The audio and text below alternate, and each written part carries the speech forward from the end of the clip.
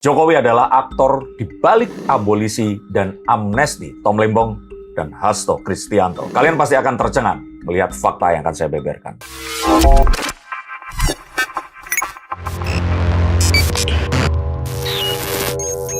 Halo Sainsikers, kembali berjumpa bersama saya, Denny Darko. Tidak ada yang namanya misteri, yang ada adalah tanda-tanda yang kita semua coba untuk mengerti. Kesaktian Jokowi ini memang luar biasa, sangat mandraguna.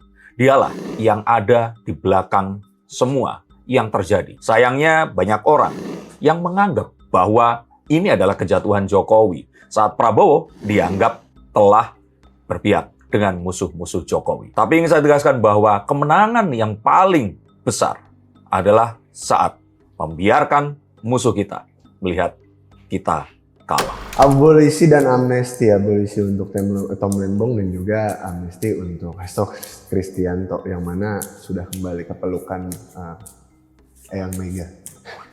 Nah, tapi kembali lagi ke orang-orang menganggap bahwasanya amnesti dan abolisi ini diberikan oleh Pak Prabowo tanpa sepengetahuan Pak Jokowi, tanpa izin Pak Jokowi, dan tanpa adanya perundingan dengan Pak Jokowi. Dan perundingan dengan Gibran. Iya, karena untuk membenarkan, bahasa ada dua pengamat hukum yang mengatakan bahwa membenarkan kesalahan hukum yang terjadi di zaman Pak Jokowi. Menurut Mas Denny Darko seperti apa? Coba kita ingat ke belakang. Mantan presiden mana yang akur sama presiden pendahulunya? Pak Harto sama Pak Karno, Bung Karno dijebloskan ke penjara. Pak Habibie dan Pak Harto, bahkan Pak Habibie sengaja menghindari agar tidak dicap menjadi penerus Orde Baru. Gus Dur dengan Pak Habibie, ya boleh dibilang sebenarnya adalah sahabat dekat, tapi Pak Habibie pun tampak tidak berani terlalu dianggap dekat dengan, Gus Dur nggak berani terlalu dekat dengan Pak Habibie. Apalagi Bu Mega sama Pak Habibie, yang kita tahu bahwa saat itu Eyang Amin Rais itu nggak pengen presidennya perempuan. Nah, terus kemudian SBY dengan Bu Mega, apalagi. Dan baru kali ini kita melihat Pak Jokowi dan Pak Prabowo. Itu kalau orang-orang di daerah Pak Jokowi bilang itu konco kental. Sangat dekat. Bahkan mana ada presiden yang bolak-balik datang ke rumah mantan presiden yang ada di daerah. Sekali lagi, cari presiden mana yang bolak-balik mampir seakan-akan kayak rumah temennya aja. Nggak ada sebuah acara besar atau undangan makan malam kehormatan dan sebagainya. Mereka berjumpa. Lalu selayaknya ya seperti saya ketemu sama teman saya di Solo, pergi keluar makan mie godok. Ini kan mencurigakan gitu loh. Apa yang dibicarakan? Nggak mungkin dong mereka berdua membicarakan tentang apakah anak Erika Carlina ini benar anaknya DJ Panda atau jangan-jangan anaknya DJ Brevi, ya kan? Nggak mungkin ngomongin itu. Saya yakin ada sesuatu yang dibicarakan yang merupakan panggung belakang politik yang gunanya agar semua hal yang saat ini semrawut ini segera dirapihkan. Dan ada satu momen sein kanan belok kiri yang akan saya jelaskan, tapi nanti di tengah-tengah ini mengapa saya katakan momen abolisi dan amnesti ini sebenarnya adalah pengalihan perhatian.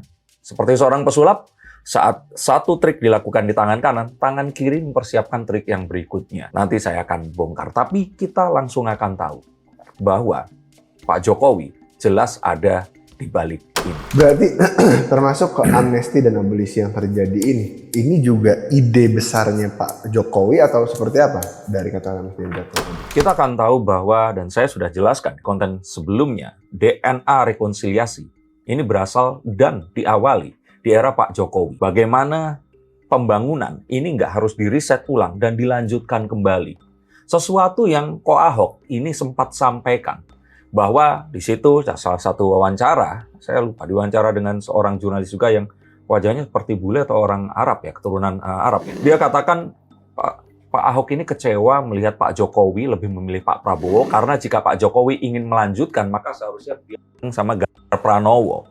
Yang mana sebenarnya ya Ko Ahok ini missing link atau mungkin dia di situ karena ingin menghormati Bu Mega saja. Yang kita tahu bahwa sebenarnya kalau ini memang mau dilanjutkan, ya artinya harus menutup dulu sesuatu yang menjadi janji PDIP atau Bu Mega. Sejak awal yang saya kira janjinya adalah menjadikan Pak Prabowo ini presiden. Dan ini walaupun mungkin tidak terucap secara gamblang dan tertulis, saya kira ini sesuatu yang Pak Jokowi ingin pegang. Dan makanya dia pun tahu bahwa Mas Gibran ini belum siap, tapi dia majukan juga agar menepati janjinya bersama Bu Mega yang memang ingin mendorong rekonsiliasi ini tadi. Maka Pak Jokowi ini memilih rekonsiliasi above anything, dari keanggotaan kepartaiannya, dari semua kebaikan Bu Mega yang diberikan, bahkan dia ini rela untuk dicap sebagai seorang pengkhianat, orang yang lupa kulit, kacang yang lupa kulit, yang lupa akan siapa yang berjasa kepadanya dan hal yang lainnya. Maka rekonsiliasi ini adalah sesuatu yang memang dituju, dan ini jelas terjadi di saat ini, di mana Pak Prabowo ini diangkat, dijadikan seakan-akan seorang pahlawan, ya walaupun banyak yang bilang kesiangan, tapi akhirnya orang-orang ini melihat Pak Prabowo ini jadi seseorang yang ya selama beberapa hari ini dipuji karena keputusannya. Oke, berarti tidak ada, maksudnya memang keributan atau mungkin keputusan hukum yang tadinya dijatuhkan kepada Tom Lembong dan juga Hasto Kristianto ini dibuat untuk nantinya memang ujung-ujungnya sudah ada skenario. Saya kira bukan dibuat, itu memang ada. Tapi kayak sebenarnya kalau kita boleh ngomong secara lugas ya, dan karena saya pragmatis, saya sebenarnya membela kepentingan bangsa. Saya tidak membela apakah Pak Jokowi, Pak Prabowo, atau Bu Mega, atau siapapun. Saya melihat kasus Hasto Kristianto ini mungkin seperti, ini dugaan saya, atau yang saya lihat, ini kalau seandainya dia itu pelanggaran lalu lintas, dia itu seperti hanya mungkin tidak membawa SIM, atau tidak mengenakan helm, yang harusnya ini itu sangat simple, sederhana. Dan biasanya pun oknum polisi itu akan segera melewatkan begitu saja. Tapi kali ini mengapa? Karena Hasto Kristianto ini dijadikan sebuah kasus yang sangat besar. Jadi kalau saya melihat bahwa kasus itu memang ada, kesalahan itu terjadi. Tapi memang penyorotannya ini dilakukan karena Mas Hasto di sini kemarin memang terlihat sekali menyerang pemerintahan. Dan mengapa saya yakin ini semua adalah hal yang memang diidekan dan terus kemudian terjadi? Karena Mas Hasto tidak menjadi sekjen lagi. Dan saya pikir ini mungkin adalah salah satu dari deal politik memang harus dilakukan. Jadi kita akan tahu bahwa hal seperti ini dalam politik pragmatis seperti sekarang ini, politik di era sosial media, ini sesuatu yang memang terpaksa harus dilakukan. Karena jika tidak, maka pengadilan masyarakat ini sesuatu yang sangat-sangatlah mengerikan. Lantas tapi banyak juga para pendukung Pak Jokowi atau mungkin kerap dibilang projo ini, apa ya bahasanya, mereka ini justru bilang ya memang keputusan Pak Prabowo ini baik, cuma mereka menyoroti justru netizen ini yang jauh lebih mati-matian atau mungkin lebih keras lagi menyerang Pak Jokowi, karena seolah-olah Pak Jokowi ini ya yang memberatkan kedua kasus tersebut, lantas tiba-tiba Pak Prabowo datang sebagai pahlawan. Kan memang seperti itu pembagian perannya, good cop, bad cop-nya, dan akhirnya memang berhasil membuat para pembenci ini percaya. Tak kurang ini tercatat ada judul seperti ancaman dinasti Jokowi yang akhirnya ini bisa akhirnya dikalahkan. Jadi dinasti Jokowi ini ketakutan karena sekarang Pak Prabowo mulai meninggalkannya. Ini ada di Rocky Gerung Channel. Dan senafas dengan itu ada Gibran berkeringat dingin. Ini ada di Seaworld TV.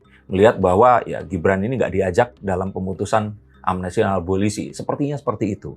Dan terus kemudian JKW, nih tulisnya gitu, JKW sudah tidak berkutik. Ini ada di Refli Harun. Seperti dan nggak ketinggalan ini ada Eyang Hersubeno. Ini situasi darurat kandang termul. Mereka ini selalu menyuplai informasi-informasi untuk menyenangkan para pembenci Jokowi ini agar mereka punya harapan Pak Prabowo dan Jokowi ini berpisah. Saya ingin katakan kalau sampai mereka berpisah beneran di kala-kala sekarang ini, sebelum 2029 dan berikutnya, saya akan tutup channel ini. Itu nggak akan terjadi. Dan itu sesuatu yang sangat-sangat kecil kemungkinannya untuk terjadi. Tapi pada akhirnya, di balik ya amnesti dan abolisi ini kan memang Pak Prabowo orang yang paling banyak menuai pujian karena memang itu arahnya. Cuma apa yang membuktikan, sebenarnya kita juga nggak bisa membuktikan sampai hari ini bahwasanya ada keterlibatan Pak Jokowi di balik kasus Hasto dan juga Tom Lembong. Oh, kalau kasus itu bisa saja Pak Jokowi secara langsung tidak melakukan. Tapi dalam perpolitikan, saya ingin katakan itu sesuatu yang sangat wajar. Saat kekuatan satu pemerintahan ini berkurang, terus kemudian hal-hal yang berkaitan dengan jabatannya dulu, terus kemudian diselidiki, ini kan sesuatu yang terjadi di era manapun. Dan mustahil seorang pejabat tidak akan bisa diserang dengan apapun itu tadi. Dan ini memang biasanya dijadikan bargaining politik. Tinggal bagaimana kita membuatnya ini secara normal, tidak terlalu kentara, dan memang itulah seni dari politik itu sendiri. Politik sendiri kan artinya memperoleh sesuatu yang lebih besar dengan usaha yang sekecil-kecilnya. Jadi kalau saya kira di sini, ini adalah satu kejadian yang nggak akan mungkin bisa dibuktikan secara langsung. Tapi kan kita tahu bahwa Pak Jokowi pun saat itu, kapan ya, kemarin atau kapan, mengatakan bahwa dia memang memberikan instruksi kepada Tom Lembong. Maka sebenarnya ini hal yang nggak bisa dipersalahkan secara langsung kepada Tom Lembong. Jadi kalau saya katakan ya, ini sesuatu yang mungkin memang dilakukan, yang akhirnya nanti akan dianulir. Dan ini semua, ya mau tidak mau, sesuatu yang memang terjadi dalam perpolitikan, saya pikir dimanapun di seluruh dunia. Yang sedang banyak diduga oleh masyarakat, termasuk pengamat politik, termasuk juga ada Bung Rocky Gerung, dengan keputusan untuk amnesti dan abolisi ini yang diambil oleh Pak Prabowo, justru Pak Prabowo ini harus siaga atas ya kemungkinan besar geng Solo ini akan menyerang balik gitu, atau justru mereka akan memainkan peran itu juga. Iya, itu yang akan diperankan. Dan kalaupun sebentar, kalau menyerang balik sih kayaknya enggak. Ini hanya sampai di titik di mana mereka dibuat percaya bahwa Pak Jokowi dan Pak Prabowo ini berpisah. Yang mana nanti akan muncul lagi kebersamaan Pak Prabowo dan Pak Jokowi, terus mereka akan keki. Mereka punya analisa lain, terus kemudian dilakukan hal yang lain yang tadi saya janjikan saya akan spill di tengah-tengah ini. Terus kejadian lagi. Nah, ini saya spill. Apakah kalian tahu bahwa akan ada sebuah upaya yang sebenarnya sudah terjadi dari kemarin, yang selama ini memang tidak di-blow up di media, di mana nantinya akan ada sebuah drama PPATK, drama artis, influencer, dan sebagainya. Ini semua hanyalah sebuah cara untuk menutupi omnibus law politik.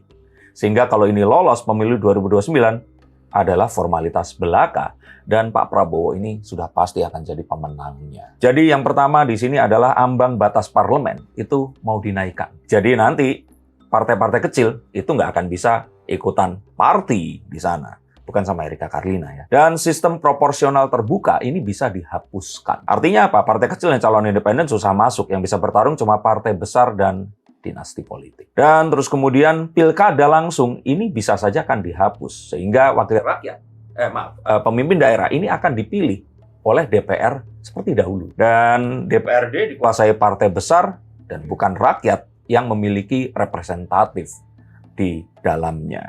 Dan ini artinya juga pada undang-undang partai politik syarat bikin partai baru akan dibuat lebih sulit, lalu struktur partai ini makin tertutup. Sedangkan undang-undang MD3 ini hak imunitas akan diperluas, yang artinya anggota DPR nggak akan bisa diserang, dan anggota DPR makin kebal kritik, sehingga kalau mereka salah, rakyat akan susah menuntut, dan lain-lainnya. Sehingga akan menghasilkan persaingan politik akan makin sempit. Kekuatan terkunci di elit lama, dan demokrasi tinggal formalitas.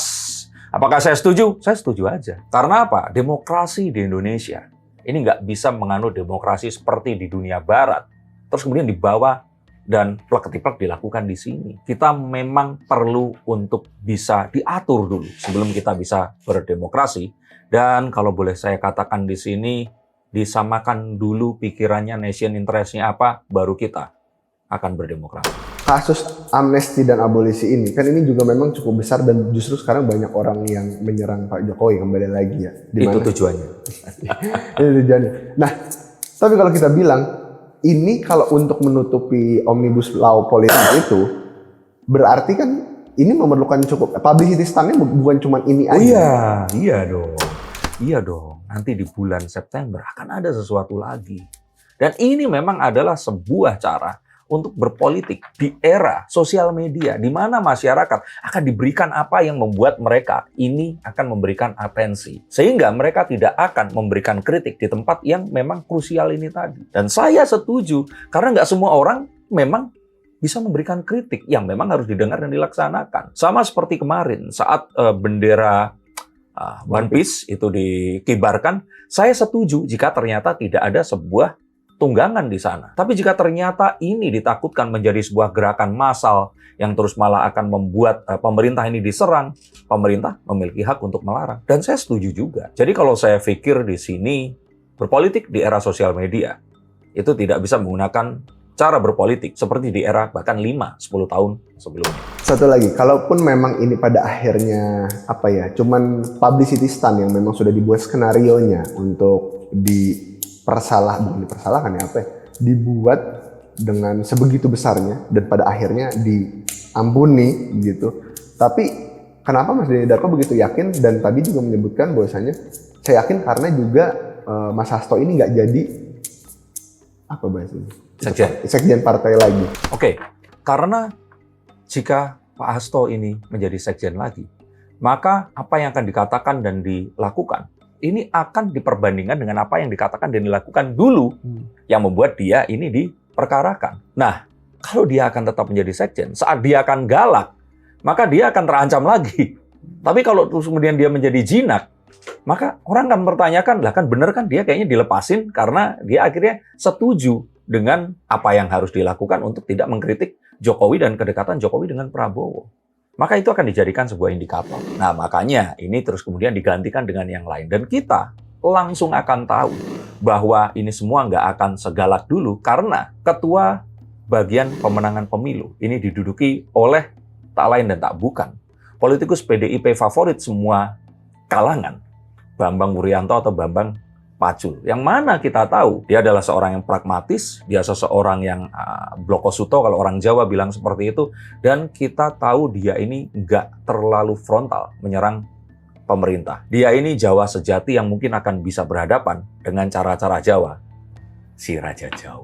Nah, kalau kita bilang terkait publicity stunt yang dibuat dari amnesti dan abolisi ini, dan juga ini PDIP kayaknya memang udah nggak galak lagi kan semenjak Mas Hasto di amnesti. Terus juga kayaknya anak abah juga lagi sepi ya kan semenjak Tom Lembong dibebaskan. Apalagi nanti Mas Anies akan ditarik. Nah, tapi apakah kondisi yang memang kondusif seperti ini akan bertahan berapa lama Mas Denny Darko? Saya pikir ini akan lumayan lama karena pembagiannya akan juga adil. Pak Prabowo ini seseorang yang kita bilang man of his words, dan dia akan membagi apapun yang harus diberikan. Dan saya pikir membagi kekuasaan sesuatu yang wajar. Yang penting masyarakat pun ini tidak dibiarkan lapar, dan mereka pun ini tetap diberikan, ya, kalau saya kira ini pembangunan yang memang harus memadai. Dan ini bukan perkara yang mudah di era geopolitik yang seperti sekarang ini. Dan yang paling penting di sini adalah musuhnya itu sebenarnya bukanlah partai-partai yang ada di luar. Bukanlah orang-orang yang berseberangan pendapat, tapi sosial media yang bisa dipergunakan untuk menggulingkan pemerintahan. Karena kita tahu, algoritma tidak kita pegang. Algoritma dipegang oleh perusahaan-perusahaan yang dimiliki oleh orang-orang asing ini. Dan sangat mungkin mereka ini pun tunduk kepada intelijen di negara mereka. Yang artinya, hal-hal kecil seperti pengibaran bendera One Piece hanya di 20, 30, 50 lokasi, ini bisa seakan-akan dilakukan oleh sekian juta orang di sekian juta tempat yang menunjukkan ketidakpuasan mereka dengan pemerintah, dan terus kemudian bisa diamplifikasi, dimagnifikasi sehingga terjadi sebuah pemberontakan. Maka hal seperti ini juga menjadi sebuah concern yang harus dihadapi, dan perang wacana, perang narasi, cognitive wars ini memang harus dihadapi dengan cara-cara seperti ini. Bagaimana menurut pendapat kalian? Apakah filsafat tentang demokrasi, bahwa suara rakyat adalah suara yang agung, bahwa hal-hal yang lain yang berkaitan dengan apapun yang mengatur kehidupan bermasyarakat yang keluar dari buku, itu sudah tidak tepat untuk bisa kita lakukan secara plek-tiplek, atau memang harus ditemukan cara yang baru yang harus dirumuskan dalam demokrasi di era sosial media seperti sekarang. Yang pasti saya senang sekali Indonesia tanpa oposisi, karena kalian nonton di konten saya dan kita akan bahas lebih jauh lagi mengapa hal seperti ini akan terjadi dan harus dilakukan. Terima kasih, sampai jumpa dan salam.